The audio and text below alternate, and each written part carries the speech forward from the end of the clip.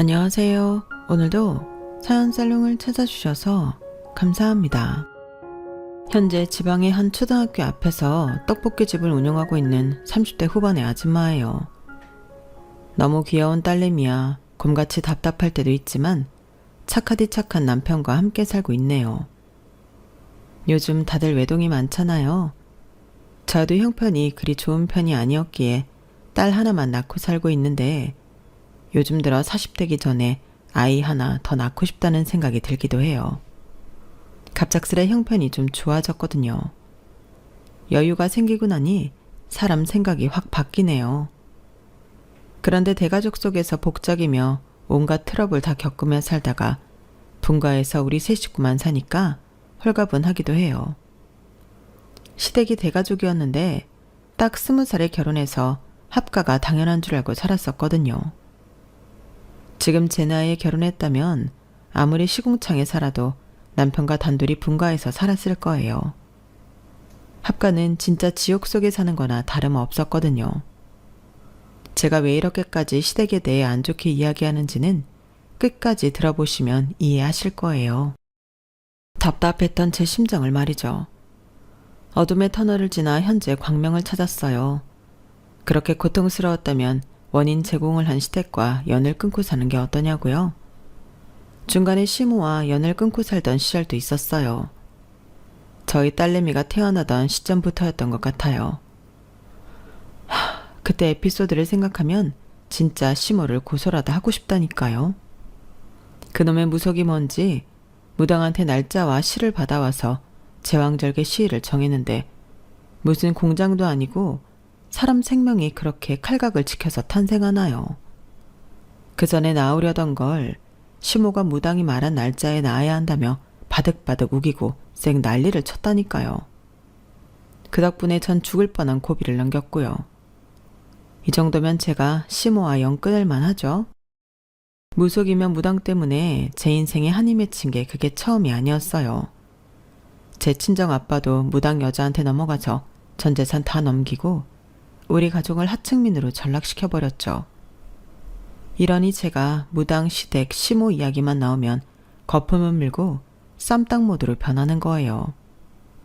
내가 하도 당한 게 많으니 더 이상 그들에 의해 내 돈 안 뺏기고 피해 입지 않으려고 말이죠. 시댁 구성원 중 시모만 절 괴롭혔다면 그나마 낫겠네요. 개날라리 시누이와 대학물 좀 먹었다고 절 하대하던 동서는 또 어떻고요. 그나마 착한 남편과 제게 처음부터 잘해주셨던 시부가 있어서 그 집에서 버틸 수 있었던 것 같아요. 남편까지 나쁜 놈이었다면 신혼 때 당장 이혼하지 않았을까 싶네요. 남편은 앞으로 그들을 보고 살지 안 보고 살지는 저보고 결정하래요. 하지만 전 그들에게 메롱메롱 실컷 놀리면서 당당하게 살아가려고요. 더 이상 시댁 것들에게 기죽을 필요가 전혀 없거든요. 경제적 여유가 생기고 나서부터 심적인 여유가 생겨났네요. 어깨가 펴지고 깡이 생깁니다. 역시 사람은 주머니에 돈이 좀 있고 봐야 하나 봐요. 지금까지 제가 언급한 내용만 봐도 참으로 환장할 삶이었죠. 제 인생을 오늘 탈탈 털어보려고 해요. 그래야 깔끔하게 새 출발할 수 있을 것 같아서요.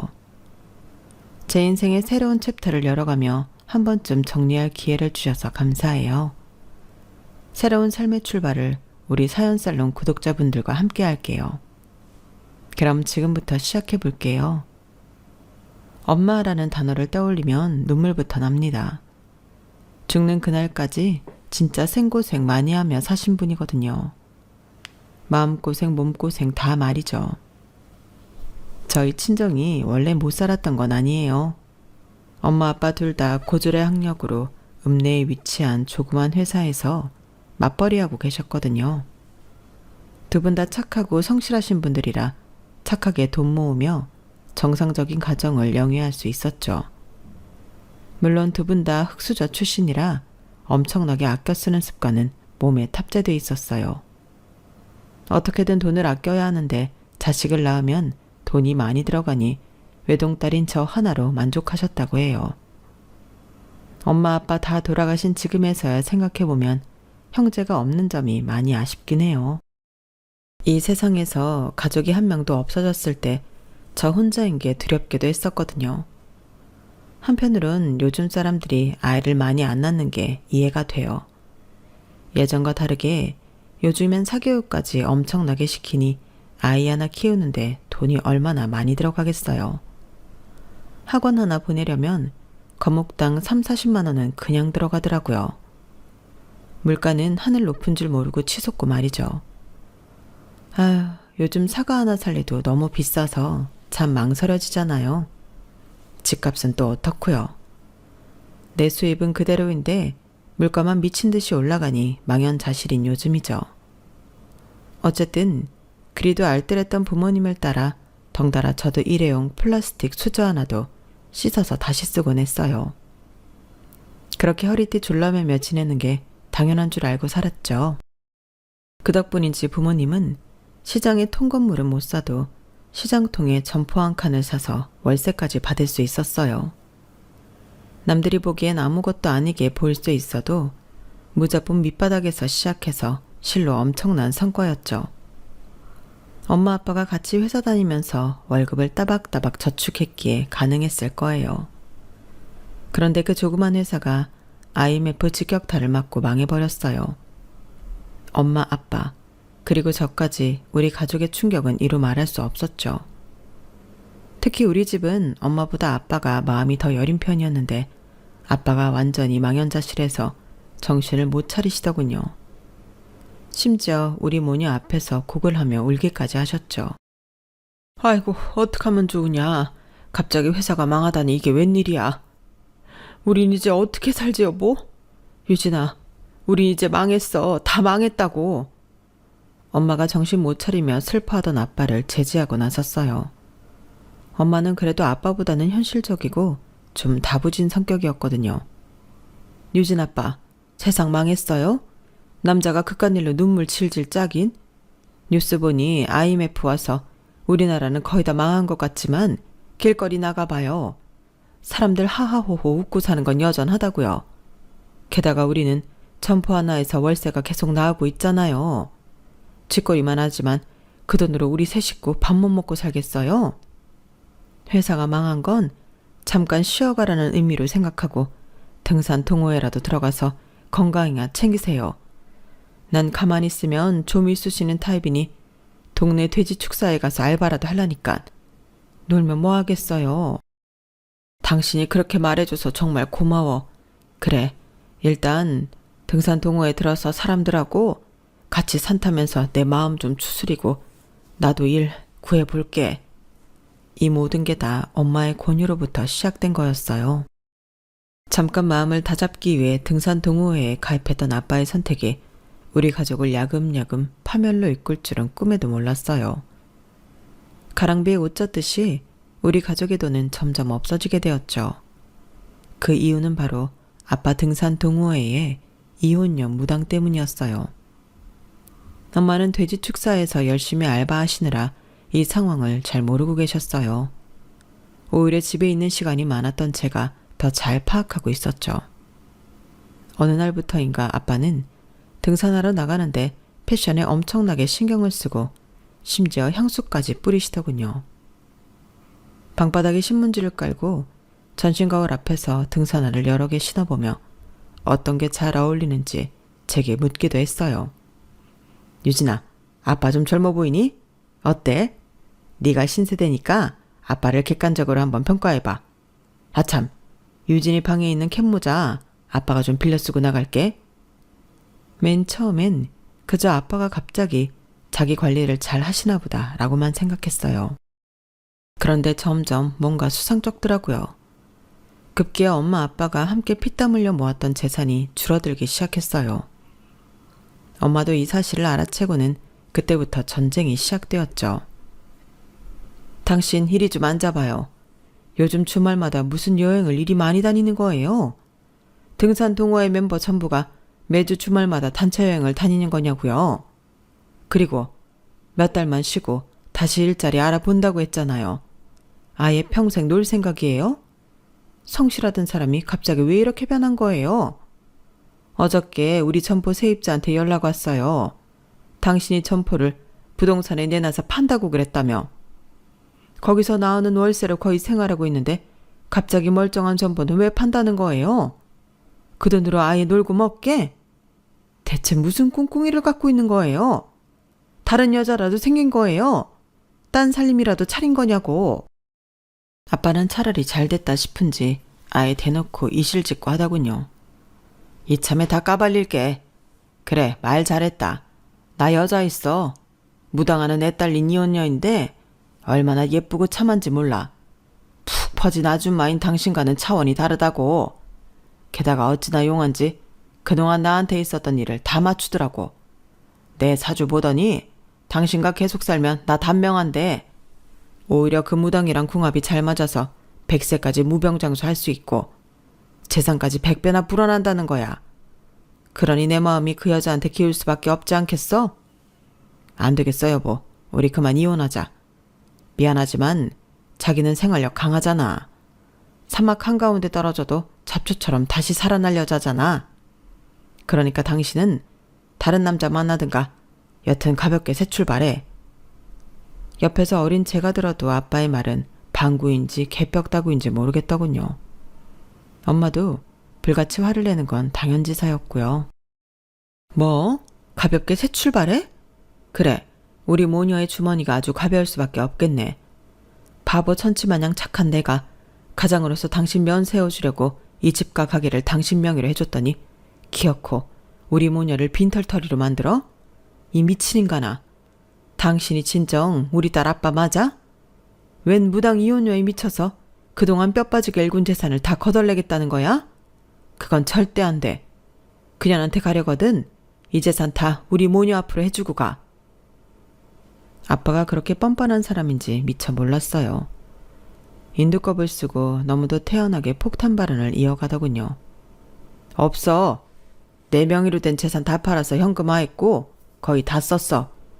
그 여자 삐까번쩍하게 식당 차려주고 그 여자 아들 유학 보내주는데 다 들어갔어. 그래도 우리가 궁합이 좋다니까 아마 그 여자랑 같이 살면 난 아마 더 많은 재산을 읽을 수 있을 거야. 그리고 사실 이 집 현재 다른 사람 명의고 월세로 전환해서 살고 있는 거야. 근데 곧 비워줘야 할 거야. 청청병력 같은 소리였어요. 우리 집이라고 생각했던 이 집은 이미 다른 사람 명의였고 아빠가 월세를 내고 계속 살고 있는 형태였어요. 언제 팔았는지 우리 모녀 모르게 처분했더군요. 그마저도 이 집에서 곧 나가야 했고요. 충격을 제대로 받은 엄마는 그때부터 건강이 급격히 안 좋아지기 시작했어요. 엄마는 그 사람들 잘 살게 해주기 싫다며 이혼 안 해준다고 고집 피웠어요.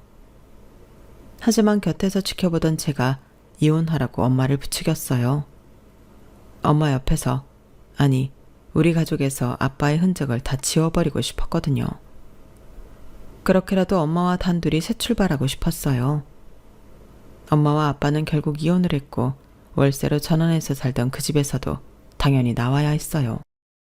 그래도 중산층 정도는 된다고 생각했던 우리 가족이 하층민으로 전락해버린 거죠. 거의 무일푼 상태였으니까요. 그때 한 줄기 빛과 같던 분이 바로 엄마가 알바하던 돼지 농장의 주인 아저씨였어요. 저희 사정을 들으시고는 딱하다며 창고방 하나를 내주신 거죠. 아유 저런, 건강하고 씩씩했던 유진 엄마가 피골이 상접하고 눈빛이 흐려졌네. 유진이까지 이를 어쩌나. 돼지 냄새나는 좁은 창고방이지만 그래도 2명이 누울 자리를 댈 테니 여기서 당분간 지내면서 돈 좀 모아요. 알바생으로 시급제가 아니라 월급으로 좀 더 챙겨줄 테니 괜찮지?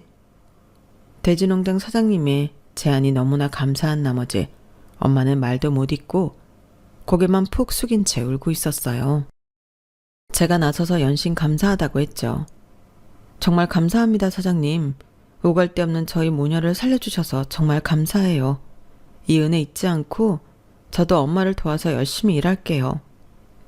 어린 것이 참 말도 예쁘게 하고 참으로 효녀구나. 그래 가끔 시간 나면 아저씨 도와서 일하면 너한테도 용돈 주마. 돼지농장은 사장님과 갓 20살이 된 사장님 아들이 주축이 되어 운영되고 있었어요.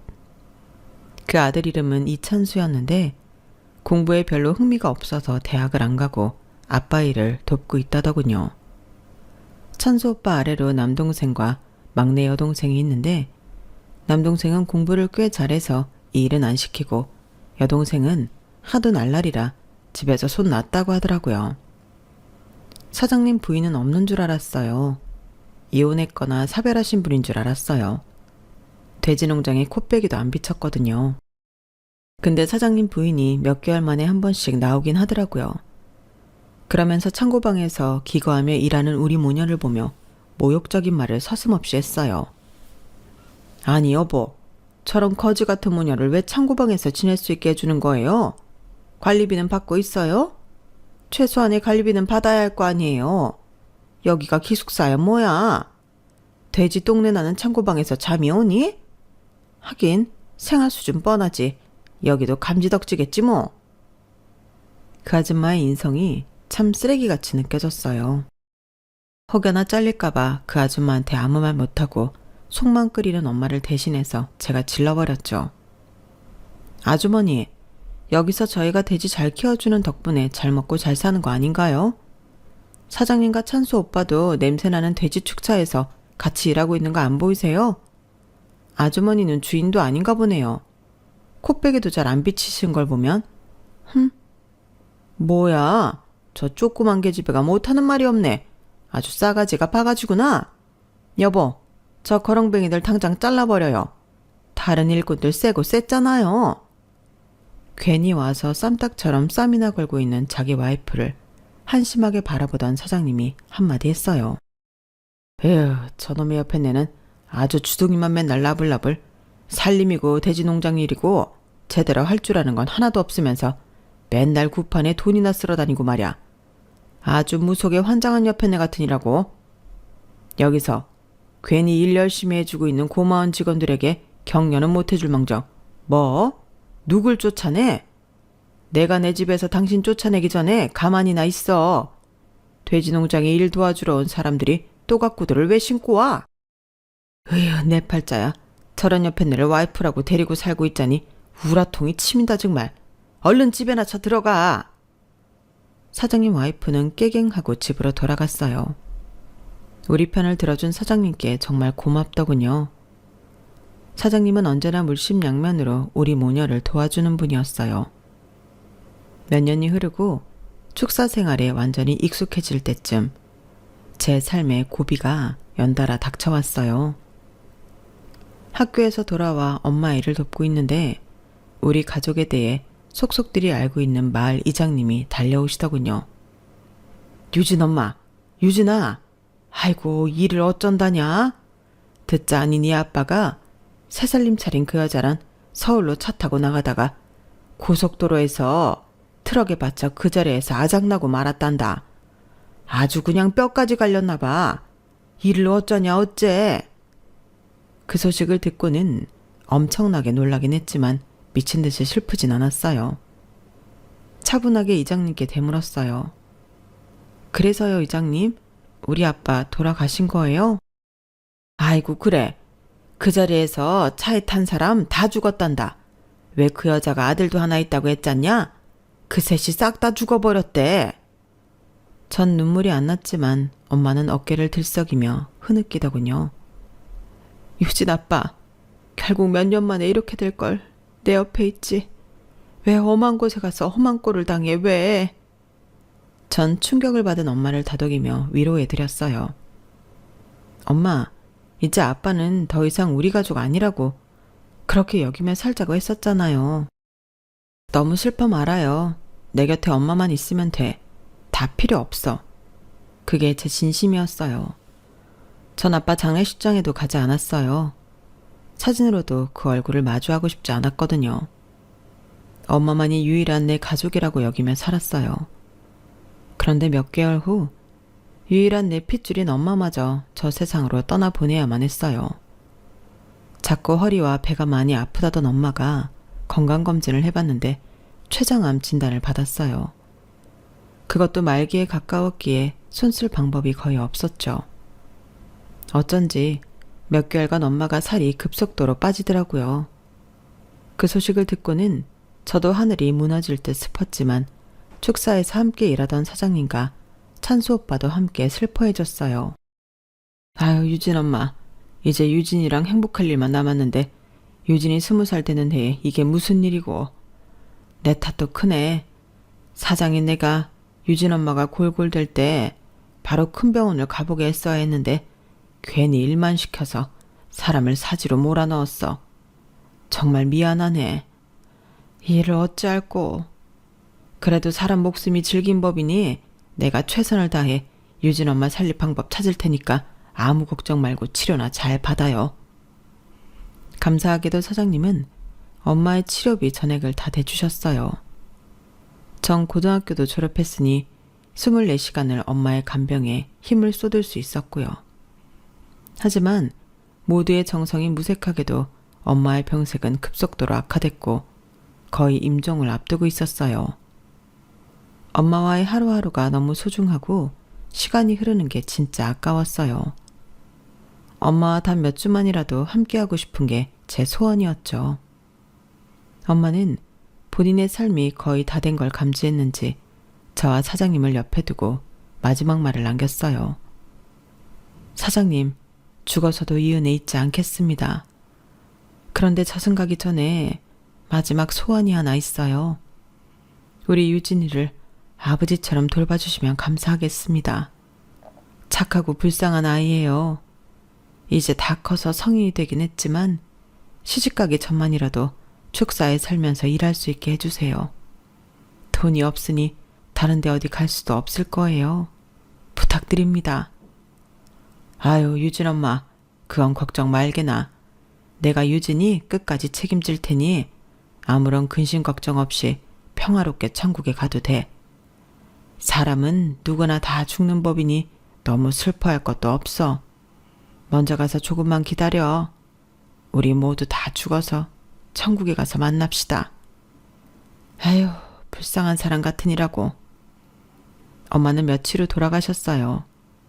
사장님과 찬수 오빠가 마치 가족 장례식을 치르듯이 하나부터 10까지 다 챙겨주셨어요. 진짜 내 가족 같았죠? 정말 감사했어요.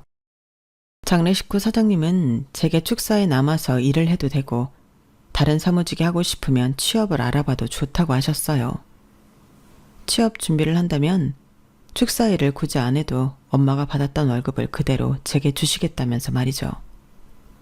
전 몇 년간 지켜본 일이 돼지농장 일이었기에 그냥 이곳에 남겠다고 했어요. 고졸로 취업할 수 있는 곳이 없진 않았지만 이곳에 남고 싶은 이유가 있었거든요. 이유는 바로 찬수 오빠였어요. 군대를 다녀온 찬수 오빠는 본격적으로 돼지 축사일을 했어요. 사장님보다 축사일에 더 적극적으로 관여해서 사업을 확장하기도 했죠. 착하기도 하고 성실한 그 모습에 어릴 적부터 오빠를 좋아하고 있었던 것 같아요. 오빠는 20대 중반이 되도록 여자친구 한번 안 사귀어보고 묵묵히 일만 하더군요. 절 여동생처럼 대하면서 말이죠. 20살이 된 저를 여자로 보지 않는 찬수 오빠에게 짜증이 나서 제가 적극적으로 나서야겠다고 다짐했어요. 마침 빼빼로데이가 와서 커다란 빼빼로를 하나 사서 오빠에게 줬어요. 이게 뭐야? 이렇게 큰 빼빼로도 있어? 와, 신기하다. 나 이거 먹어도 돼? 정말 맛있네. 뭐야? 빼빼로 맛있다로 끝나는 거야? 내가 오빠한테 이걸 왜 준 것 같아? 오늘이 무슨 날인 줄이나 알아? 어이? 그냥 과자 먹는 날 아니야? 무슨 날이지? 혹시 유진이 생일이니? 내 생일도 아니고. 뭐지? 아유, 이 답답아. 오늘 빼빼로데이여서 사랑하는 사람한테 빼빼로 주는 날이야. 그것도 모르고 있었어? 나 오빠 좋아해. 아니, 사랑하는지도 모르겠어. 아주 오래전부터 말이야. 그러니까 나 책임져. 사랑? 책임지라고? 어떻게? 당황한 오빠는 얼굴이 홍당무가 되어 말을 더듬기 시작했어요. 오빠를 좋아하는 마음에 그 모습마저 귀여워 보이더군요. 전 오빠 손을 확 잡았고 그 상태로 우린 시골길을 한참이나 걸었어요. 그렇게 제가 밀어붙인 끝에 우린 사귀게 되었어요. 찬수 오빠가 절 진짜 좋아해서 사귀었는지 아닌지는 잘 모르겠지만 책임감 강하고 착한 찬수 오빠는 저에게 정말 잘해주었어요. 처음 만난 순간부터 정말 친절한 남자였지만 내 남친이 되고부터는 진짜 공주님 대접을 해주었죠. 우린 시골 여기저기에서 남몰래 손잡고 뽀뽀하며 연애를 했어요. 남친 아빠, 즉 축사 사장님한테도 우리 사이를 공개하지 않았어요. 둘 다 연애를 해본 적도 없기에 뭔가 쑥스러웠거든요. 그런데 모두들 퇴근한 줄 알고 불 꺼진 축사에서 뽀뽀를 하다가 그만 사장님께 딱 걸리고 말았네요. 사장님이 저희를 불렀어요. 혹시라도 불호령이 떨어질까봐 조마조마한 마음을 가지고 죄인처럼 고개를 숙이고 있었죠. 너희 연애하냐? 진작 말하지 그랬니? 참 좋을 때다. 근데 너희 연애만 할 거니? 좋은 시절 뭐하러 연애만 하니? 시간 아깝게. 그러지 말고 이참에 결혼까지 해버리는 게 어떻겠니? 이때가 남친과 연애한 지 몇 개월 안 됐을 때인데 남친 아빠가 결혼 이야기를 꺼내자 좀 놀라웠어요. 하지만 살면서 그만큼 반가운 이야기가 없었던 것 같아요. 저도 모르게 속마음이 바로 튀어나왔죠. 네, 저 할래요. 찬수 오빠랑 결혼 허락해 주신다면 하고 싶어요. 저의 멘트 이후로 우리 결혼은 정말로 급속도로 진행되었어요. 엄마 아빠 다 잃고 다시금 가정을 꾸리고 가족 구성원이 되고 싶다는 저의 열망도 한몫했던 것 같아요.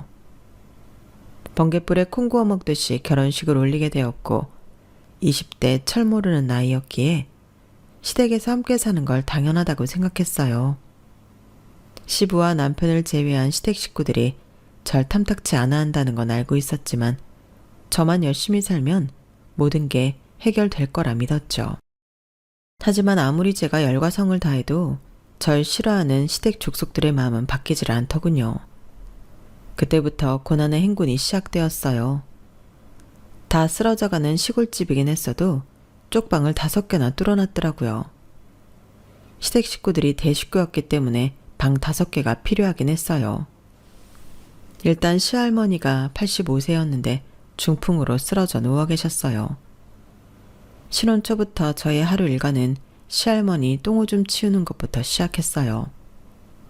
시모와 간병인이 하던 걸 제가 시집오니 저에게 다 시키더라고요. 지독한 시모는 그 외에도 모든 집안일들을 제게 떠넘겼어요. 정말 미치고 팔짝 뛸 노릇이었죠. 제가 코뿔소였다면 넷불로 시모를 들이받아버리고 싶은 마음이 굴뚝 같았어요. 현실은 말로만 들이받을 수밖에 없었죠. 어머님, 또 무당 만나러 가시는 거예요? 뭔 놈의 굿을 매달하시는 건가요? 아버님한테 또 혼나시려고 그러세요? 사주팔자 맹신하지 마시고 그냥 주어진 삶 열심히 살면 되는 거 아닌가요? 저한테 집안일이며 할머님 간병일 다 맡기시지 마시고 제발 도와달라고 했죠. 시모도 누구한테 질 성격이 아니었어요. 너 식모로 들어온 거 맞아? 그럼 거지 고 하나 다름없는 널 뭐하러 며느리로 들였겠냐? 내가 무당을 만나든 구슬하든 상관하지 마라. 이 세상 만사는 다 하늘이 점지해주는 거니깐. 시모만 이렇게 미친 인간이었으면 제가 말을 안 하게요. 신위는 한마디로 진짜 더러운 여자였어요. 어찌나 자기 방 청소를 안 하던지 시모가 시켜서 신우이 방 청소를 하러 들어가면 쾌쾌한 냄새부터 시작해 받을 틈이 없었죠. 심지어 피 묻은 생리대가 붙어있는 팬티와 바지까지 그대로 허물벗듯이 벗어놓는 여자였어요. 그래놓고 본인은 향수까지 뿌리고 야한 옷 입고 맨날 유흥을 즐기러 나가더군요. 택시 불러서 최대한 시내까지 나가서 말이죠. 그러니 연년생으로 내리 애 셋을 낳아오더군요. 처음엔 모두를 너무 놀라 집안이 발칵 뒤집어졌지만 둘째, 셋째를 낳을 때는 다들 포기 상태였어요. 아니 아가씨, 대체 아기 아빠는 어딨어요? 남친이 있고 임신 상태였으면 얘기를 하셔야죠. 우린 아가씨가 단순히 살이 찐 줄 알았지 임신한 줄은 까맣게 다 모르고 있었잖아요. 그거 알면 새언니가 애기 키울 돈이라도 좀 보태줄 건가요? 참네, 주머니에 땡전 한 푼 없는 사람이 말은 많네. 애기 아빠 몰라요. 요즘은 세상이 쿨해져서 이런 케이스가 흔하다고요. 그렇게 쿨할 것 같으면 쏙 쿨하게 본인이 애 셋을 다 키울 것이지 제게 아기 육아까지 맡기더군요. 미치고 팔짝 뛸 노릇이었어요. 그렇게 시댁에 합가하여 생고생을 하다 보니 정작 내 아기를 가질 기력도 없었어요. 하도 스트레스를 받으니 아기가 생기지도 않더군요. 남편과 시부가 잘 챙겨주긴 했지만 점 39kg까지 살이 빠지는 등 약해져만 갔어요. 그러다 아주 어렵게 결혼한 지 몇 년 만에 아기가 생겼죠. 임신한 상태에서도 뼈 빠지게 대식구 뒤치다거리 하다 보니 어느덧 만삭이었어요. 한 8개월이 넘어가고 있을 때 시모가 무당을 만나고 와서는 그러더군요. 얘 며느리야, 너 애기 낳을 날짜랑 시간 받아왔다. 제왕절개 이 날짜에 맞춰서 하도록 해. 거의 명령조로 시모가 말하는 게 기분 나빴지만 요즘 젊은 사람들 제왕절개 많이 하니 그냥 알겠다고 했어요. 그런데 출산이라는 게 참 쉽지 않더군요. 시모가 말한 날짜 2주 전에 갑자기 진통이 왔어요. 그러더니 한 번도 보지 못한 선홍빛의 물이 줄줄 터져 나오더군요. 바로 양수가 터진 거였어요. 저와 남편은 너무 놀라서 119를 부르고 병원 갈 채비를 재빨리 하고 있었어요.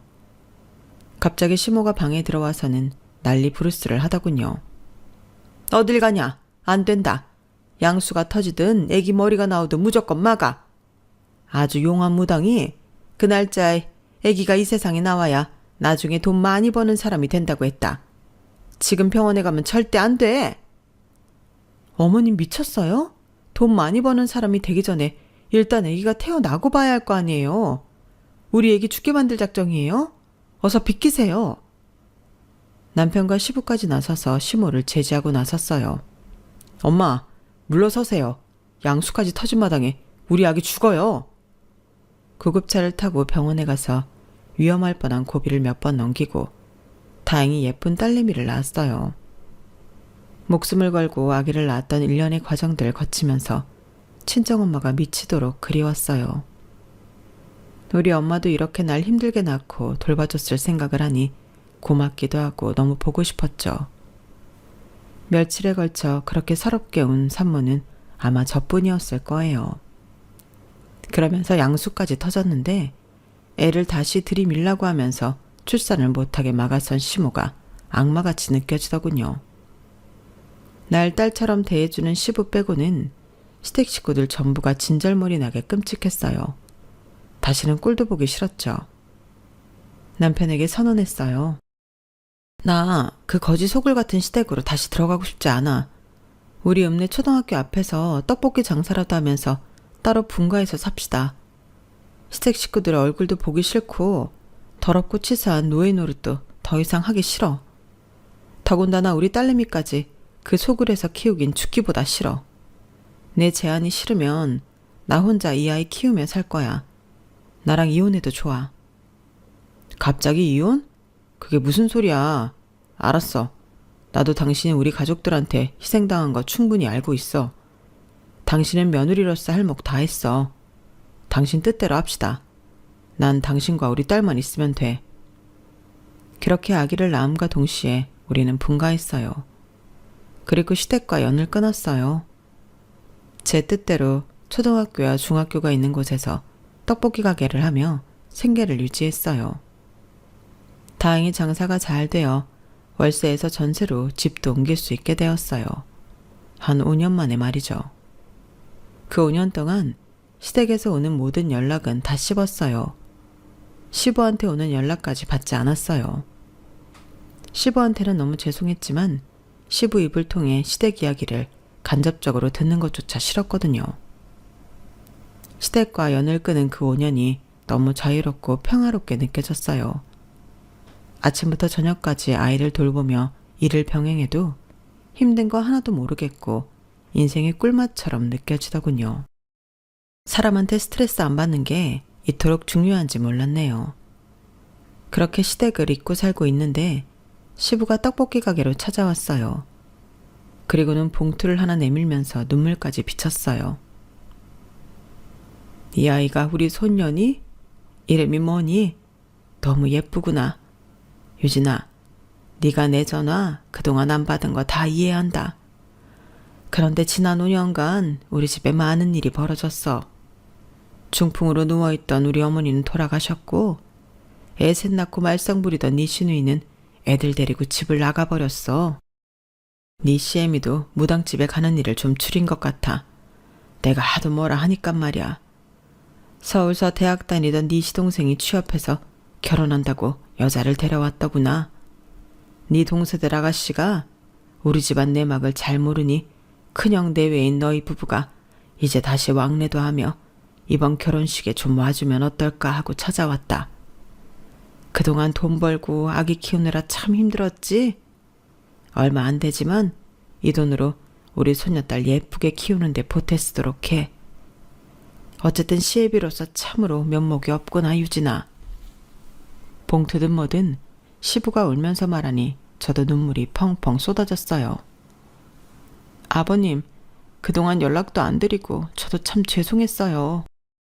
저한테 친아버지 이상으로 잘해주신 분인데 은혜를 모르고 살았네요. 아버님 말씀대로 할게요. 앞으로 우리 찬이 크는 것도 보여드리고 할게요. 시댁 식구들에 대한 앙금이 사라진 건 아니었지만 애기 엄마가 된 저는 더 이상 예전에 연약했던 서유진이 아니었어요. 시댁 식구들을 상대할 수 있다고 믿었어요. 스트레스 받지 않을 자신이 있었죠. 물론 저의 오판이었지만 말이죠. 그래도 좀 괜찮은 여자가 동서로 들어왔다길래 안심하고 있었어요. 저도 형님으로서 잘해주려고 생각하고 있었죠. 그런데 어쩜 그렇게 부창부수인지 싸가지 없던 시동생과 똑같더군요. 시동생은 대학물 좀 먹었다고 저와 자기 형인 내 남편을 무시하기 일쑤였거든요. 동서도 마찬가지였어요. 형님, 돈 아끼려고 애 학원도 제대로 안 보내시는 거예요? 요즘 영어 유치원은 기본인 세상인데. 본인 부부가 대학도 안 나오고 무식하면 아이라도 제대로 가르쳐서 신분 상승하게 해야지. 아이까지 천민으로 계속 살게 할 건가요? 뭐야? 대학 나온 게 대수야? 동서 보니까 대학도 다 필요 없는 것 같네. 그렇게 무식하게 떠들어대는 거 보면. TV 보니까 예의는 지능 문제라고 하더라. 형님이 나한테까지 그렇게 싸가지 없게 말하는 걸 보니 동서 지능은 그렇게 좋지 않았나 봐? 제 말에 동서는 분해서 이를 바득바득 갈더군요. 동서와 시동생은 결혼 초기부터 우리 부부와는 상극이었어요. 그때마다 그나마 시부가 저희 부부 편을 들어주었어요. 역시 시댁 식구들 중 믿을 존재는 시부뿐이었죠. 그런 시부가 너무 마음 아프게도 위안 판정을 받았어요. 그동안 시부도 돼지 축사일만 하느라 본인 건강을 돌보지 못했던 거죠. 전 친정엄마를 암으로 잃었던지라 시부까지 암으로 떠나보낼까봐 마음이 조마조마하더군요. 시부가 수술을 한다기에 일을 하는 제가 할 수 있는 건 수술비를 보태는 것밖에 없었어요. 일단 돈 500만 원을 시모 계좌로 붙였어요. 그러고도 마음이 안 놓이더군요. 심성 안 좋은 시모가 간병을 정성스럽게 할 리가 없었기에 단 며칠만이라도 제가 직접 간병하고 싶어 간단히 짐을 싸들고 병원으로 갔어요. 수술 준비를 위해 입원해 있는 시부가 절 보고 반기며 웬 서류를 주더라고요. 유진아, 바쁜 네가 나 간병해 주려고 이렇게 찾아와줘서 너무 고맙다. 나한텐 그 어느 가족보다 네가 최고다. 위암 수술이 어떻게 될지는 잘 모르겠지만 전반적으로 몸이 너무 약해진 게 느껴져. 아무래도 오래 살지 못할 것 같아. 내가 네 CM이나 다른 자식들이 워낙 돈을 펑펑 써대니까 그동안 모아놓은 돈을 밝히지 않고 있었는데 그래도 꽤 된다. 너도 알다시피 돼지 축사일이 잘 돼 왔잖니. 그 돈으로 너희 떡볶이 가게가 있는 건물을 사려고 하고 있다. 너희 부부 공동 명의로 말이야. 그쪽 동네 부동산에 알아보니 마침 매물로 나왔더라고. 그 위에도 점포가 꽤 되니 월세 받으면 찬이 키우면서 넉넉하게 살 수 있을 거다. 건물 사고 남은 현금도 모조리 너희 부부에게 물려주고 싶어서 유언장에 다 써놨어. 변호사 사무실까지 가서 유언장 작성해놨으니 이거 받아라. 원본은 변호사에게 있다. 시부가 건네준 유언장 내용을 보고는 눈물부터 터져 나왔어요. 저와 시부는 부둥켜 안고 같이 한참을 울었죠. 시부의 수술이 마무리되었지만 의사에 의하면 암이 너무 많이 퍼져서 예후가 좋지 않다더군요. 저희에게 재산을 물려주고 아니고를 떠나 진짜 내 친아빠 같은 분이 얼마 살지 못하신다는 것에 심장이 철렁 내려앉았어요. 그런데 사이코 같은 시모는 별로 슬퍼 보이지도 않더군요. 동서와는 쿵짝이 잘 맞았는지 시댁에 가보니 동서가 와 있었어요. 시모가 병원에 아픈 시부를 덩그러니 혼자 두고 왔길래 간병하라고 남편을 서둘러 보냈죠. 시모가 뜬금없이 제게 돈 이야기를 하더군요. 절 슬슬 긁어서 열받게 하기 위함이었던 것 같아요. 네가 시아버지 수술비조로 보내준 500만 원 중에 돈이 많이 남더라. 그 돈 보태서 네 동서 샤넬백 사줬다. 세아가 저 방 가서 얼른 샤넬백 좀 가져와 봐라. 얼마나 때깔이 좋은지 몰라. 네 동서가 그동안 얼마나 고생했니? 얄미운 동서는 옆에서 한술 더 뜨더라고요. 형님 고마워요. 샤넬백 잘 쓸게요. 형님 살면서 샤넬백 실물로 처음 구경하죠? 많이 봐두세요. 평생 살면서 샤넬백을 이렇게 가까이서 볼 수나 있겠어요, 어디? 하긴 떡볶이 장사하면서 명품백이 필요할 일도 없겠네요. 전 시장통에서 산 3,000원짜리 제 가방 안에 마침 아버님이 주신 유언장이 있어서 그들에게 꺼내서 보여주며 얘기했어요. 그깟 샤넬백? 잘 샀네. 이제 몇십억 부자인 나한테 몇백짜리 백은 더 이상 의미가 없지. 자, 어머님 동서 이것 보세요. 아버님께서 미리 작성하신 유언장이에요. 저희 부부가 현재 떡볶이 가게 운영하고 있는 그 건물 저희 부부 공동 명의로 사주신다네요. 그리고 남은 현금도 모조리 우리 앞으로 주신다고 하고요. 아버님께서 저희 부부만 진짜 자식이며 가족이라고 여기고 계시더라고요. 유언장 내용 참 아름답죠? 시모와 동서는 난리가 났어요. 어머 형님, 몇십억짜리 그 건물을 왜 형님네 앞으로만 사줘요? 우리는요? 우리 서울 집값 비싸서 미치겠는데 우리 부부한테는 한 푼도 안 주신다고요? 그게 말이 되나요? 이 유언장 가짜죠? 맞죠? 동서는 현실을 부정하려 들었어요. 시모도 옆에서 난리치기 마찬가지였죠. 지금까지 몇십 년간 같이 산 마누라한테는 한 푼도 안 준다고? 아니 그게 말이 돼? 내 돈, 내 돈! 전 유언장을 다시 3,000원짜리 내 가방에 고이 넣고는 정중히 인사하고 집으로 돌아왔어요. 제 뒤통수에 대고 온갖 비난과 저주를 퍼붓는 그들을 뒤로하고 말이죠. 마음속으론 그들에게 뻑큐라도 날리고 시댁을 나오고 싶은 심정이었죠. 그만큼 통쾌했어요. 하지만 너무 안타깝게도 시부는 급속도로 증세가 악화돼 몇 달 만에 돌아가시고 말았어요. 그 전에 진짜 말씀하신 대로 다 실행하고 돌아가셨어요. 덕분에 우린 건물주가 되었지만 여전히 떡볶이 가게를 운영하고 있네요. 한결 가벼운 마음으로 여유 넘치게 말이죠. 곳간에서 인심난다고 손님들에게 전보다 더 푸짐하게 챙겨드리니 장사도 더욱 잘 되더군요. 물론 직원 여러 고용해서 수월하게 장사하고 있네요. 시댁 식구들은 어떠냐고요? 이번엔 인연 끊지 않고 보란듯이 저희 잘 사는 모습을 보여주고 있어요. 저 괴롭히고 무시했던 시댁 식구들한테 복수하는 마음으로 말이죠. 앞으로도 우리 가족 열심히 행복하게 잘 살려고요. 그게 바로 최고의 복수인 것 같아요. 사연살롱 구독자분들, 우리 건강하게 천수만수 누리면서 웃으며 행복하게 살자고요. 그게 여러분들에게 스트레스 줬던 족속들에 대한 최고의 복수니까요. 모두들 화이팅입니다. 여러분, 사연 댓글에 응원과 현명한 조언 부탁드려요. 좋아요와 구독은 저에게 큰 힘이 됩니다. 오늘도 좋은 일 가득하세요.